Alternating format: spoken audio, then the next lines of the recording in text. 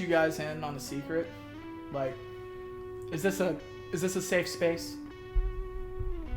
Up until the other day, when I prepped for this review, I had never seen a Fedor fight. Okay, in my defense, I started watching mixed martial arts during the tough boom. And even in my kind of limited scope, even I knew who Fedor was. Randy Couture was willing to leave an entire company just to fight the man. But even with the advent of Fight Pass, I just never thought about doing it.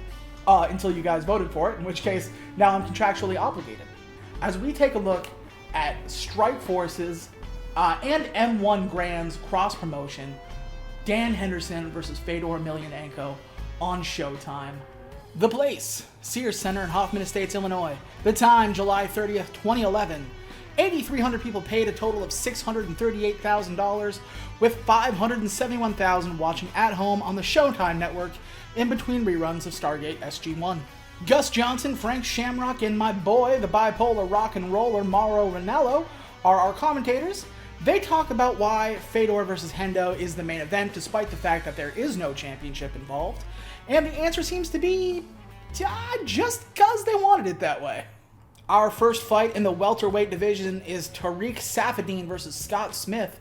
Scott Smith comes out to Aaron Lewis's country boy, and through no fault of his own, I immediately hate this man.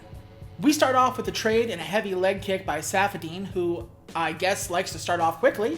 We get pushed against the cage, a lot of short punches and knees scoring points, not a whole lot of damage being done. A brutal shot to the body shuts me up. A high head kick by Saffedine that gets caught on the way down. Smith tries to take him down, but he gets stuffed and then thrown up against the cage again. Saffedine has marked up Scott Smith's body already. 10 seconds left, Saffedine throws a spinning heel kick to the dome. It gets blocked as we end the first round. The bell rings, we tap the gloves at the start of round 2. Smith tries the whole leg kick game himself, but he gets kicked in the head by Saffedine, as if to say, stop biting my style. Smith goes for a leg kick, but overextends it just a little bit, and gets a left hand and a right kick. This is where they say Scott Smith becomes dangerous, but I'm not seeing it. It looks like Smith is about to drop, but he grabs the leg for a single leg takedown attempt. Saffedine goes down for a sprawl and gets on top, starts throwing little shots at the back of Smith's head, but Smith is doing a good job keeping the hooks out and getting back standing. A couple of knees to the chest in the clinch by Saffedine to close out the round. Third and final round, and we continue as we have gone on with another heavy leg kick by Saffedine, a double pumping jab that misses. Saffedine is just scoring at will. How long until this is just considered bullying? Scott tries to get back into it with a looping right hook. Unfortunately, it misses, but at least he's throwing. A couple of these headshots have opened up Scott Smith again, and blood is just pouring out of his face. 35 seconds left as Smith decides to start throwing anything, but Tariq, to his credit, just stands and trades. He doesn't duck out of the way, despite the fact that he is clearly winning this fight. It doesn't take very long, though, because all three judges at arena side score the bout 30-27 for Tariq Saffedine. When it comes to Smith versus Saffedine, I'm going to have to go with a 5 out of 10. Not the most exciting thing in the world. Not a lot of great examples of how cool mixed martial arts can be. A lot of clinching. Boy, if you like clinching, this is the fight for you. Up next in the middleweight division is Robbie Lawler versus Tim Kennedy. Tim Kennedy is a former Green Beret Army vet with "Do Not Fuck With" written all over him. Robbie Lawler, I don't have to explain who he is. Kennedy starts off with a brutal leg kick that almost knocks Robbie Lawler off his balance. Kennedy starts with a very fast takedown attempt, but Lawler is just as quick as he sprawls to avoid the whole thing. Tim finally does get the takedown, gets to his back very quickly. He goes for the neck, he goes for the leg, he goes for the arm. None of them really stick, but Robbie gets to his feet again. We get another takedown, Kennedy on top, inside control, but Robbie tries to roll away with a hip escape, and son of a bitch, it works. Great escape, but he gets a head kick for his trouble as we end the round.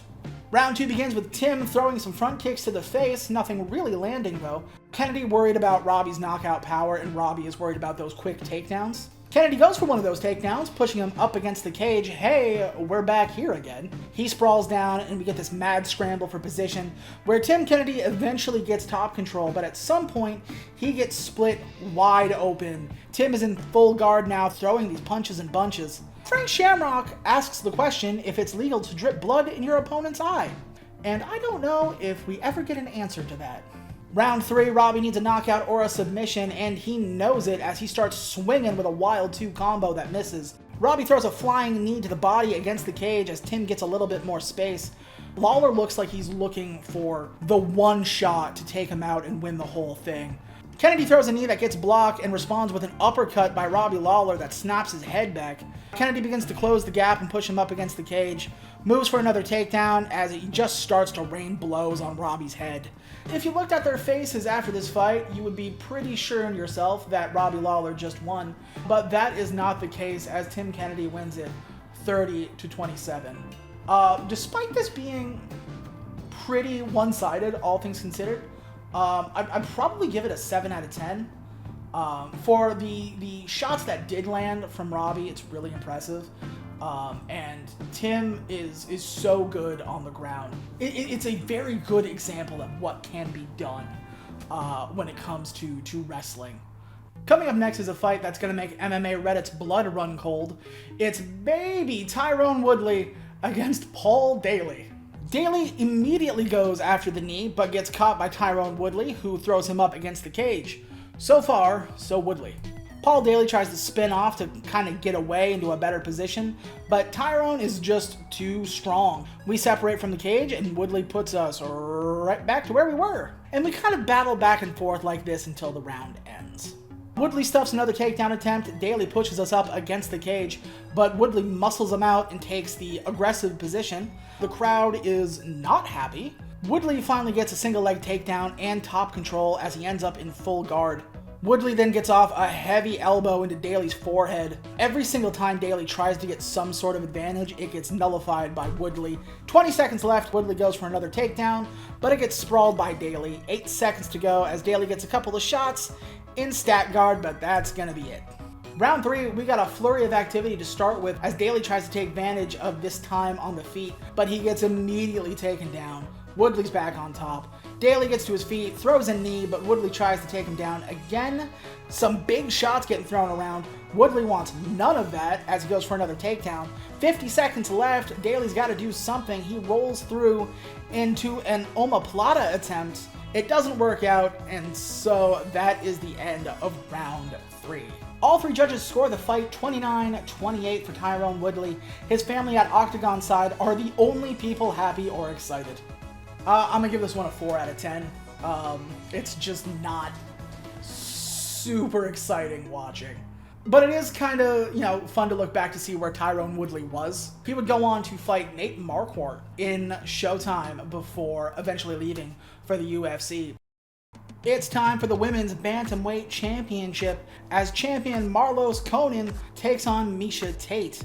Miesha Tate is on a 5-win streak before her championship fight here tonight. Marloes Coenen, on the other hand, is on a 2-win streak, defeating Sarah Kaufman for the Women's Bantamweight Championship, and Liz Caramouche is her only defense so far. As the ladies come out, we get the view of what is probably the most famous part of this fight. What in the name of sanity is Miesha Tate wearing? I have always wanted to say this. Steve, what bar is Miesha Tate? Well, I'm glad I asked. Miesha Tate is a pack of sour watermelon Mike and Ikes, a swizzle squashy cherry and apple flavored gummy candy. And what Broadway show is Miesha Tate? She's wicked. Tate starts out quickly with a leg kick, clinches her up and pushes against the cage. Marloes fights back with a couple of foot stomps, and Morrow asks if anybody has ever tapped to a foot stomp, to which Frank Shamrock says, not yet. Marloes lands a hell of a left hand as Tate tries another takedown, which she succeeds in after quite a lot of work. Marloes has her in a guillotine, and it almost looks like Tate is about to tap, but she kind of pops her head out, squeezes her way to safety. Tate is now on top in side control, but Coenen is very active on the bottom. 10 seconds left back in the north and south position. Tate takes a knee to the dome as the round ends. Second round begins, and we're right back against the cage, which is, like I said, a theme for the evening. Miesha Tate trying for another takedown, but Coenen doesn't let it happen as they get her to the ground, and Coenen gets onto her back. It looks like Coenen is going for a rear naked choke, but Miesha is fighting out of it. Miesha's getting absolutely mauled this round as Coenen is controlling her every move. At this point, Tate is just trying to survive. As the round ends, it is mercifully over. Round 3, we're tired of all that groundwork because they come out swinging. Miesha connects with a right hand that wakes the crowd up. Coenen lands a left hook, followed by a couple of leg kicks. Miesha gets a takedown clean this time, but lack of activity means they get stood up. A couple leg kicks bring us back down to a takedown from Miesha Tate, and that is the majority of the rest of the round, except for a very impressive sweep by Coenen at the very end that marks the end of this one. We're into the championship rounds now. We get some wild shots by Miesha Tate. Coenen's mouth is wide open. Her hands are down. A good takedown against the cage from Miesha Tate, but she lands right into a guillotine choke from Coenen. But Miesha gets her head into a position that takes the pressure off her neck. Coenen, on the other hand, uses the cage to try to flip herself around. And honestly, it looks like Coenen is doing more work on the ground. But that's because Miesha is moving into a position for an arm triangle. And the 3 rounds before it have just taken too much out of the champion. And this is the very first time Marloes has been tapped out in her entire career.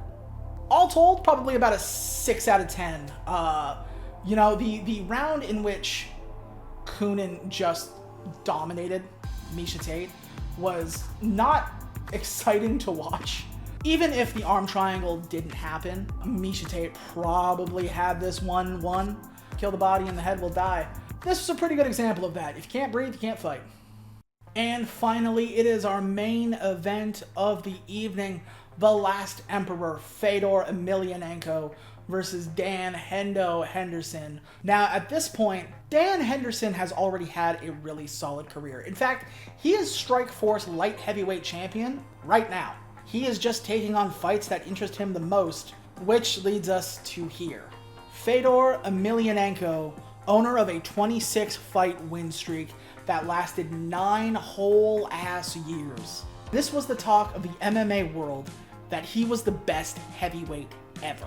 And it all came to a hard stop as Fabrizio Verdum ended it with a triangle armbar in less than 2 minutes of the first round. And this year has been a tough one. The way people are talking is that this is a do or die fight for Fedor. If you know how his career went after this, it was not. Round 1 starts off with a bang. Hendo throws a right hook so heavy it knocks himself over. He hits an uppercut as they both get pushed towards the cage. Neither of these fighters have ever been knocked out, and I have a feeling that's going to get changed today. Henderson breaks the clinch and throws a wicked left hook. Fedor comes in with an uppercut that backs Henderson up. Fedor knocks him down to the ground, but Henderson reverses his position, gets Fedor's back, starts raining down heavy shots. Fedor stops moving. He's been knocked out for the first time in his career. Jesus Christ, what an ending. I'm going to give it an 8.5. It is a short, violent sprint of a fight. They said at the beginning of the fight, they didn't expect any knockouts. They expected both of these guys to go right to the end. And for it to end in the first round via a knockout, a crazy way to end. To see Fedor get knocked out at all is unheard of. So overall, I would give the show probably a 6.5. A lot of that is buoyed by the main event, which is the reason to watch this card. So if you're going to have a fight, the one good fight on the card, it's going to be that one. It is a very slow, very clinch-heavy kind of card. There's some good spots in it. You know, it wasn't a complete waste of 2 hours and 48 minutes. But one, if you are going to watch any fight from it, watch the Fedor fight, watch the Henderson fight, and then you can probably move on with your day. And that is our review of Strikeforce's Fedor versus Henderson. What did you guys think? Did you watch the card? Are you happy with the way Fedor's career ended? Do you think he should have retired now, like it seems everybody in Strikeforce did? Or are you happy with the way his career ended up in Bellator? What do you think? Do you agree with my assessment on how this card went? Do you think that one round it should have went 10-8? let us know in the comments, either down here. You can check us out on Twitter at It's Not Cagefighting. We are on Facebook. We are on Blue Sky. Links in the description below. And if you really liked what you see and you have money burning a hole in your pocket, you can go over to patreon.com/itsnotcagefighting, where you get to participate in all manner of stuff. We have Q&As, you can ask questions, you'll get answers. You can even hype up and ask for your own retro review, in which one of us will take care of it at some point. But until next time, I hope you enjoyed what you saw. My name is Mitchell McIntyre. This is the It's Not Cagefighting Retro Review, and we will see you next time.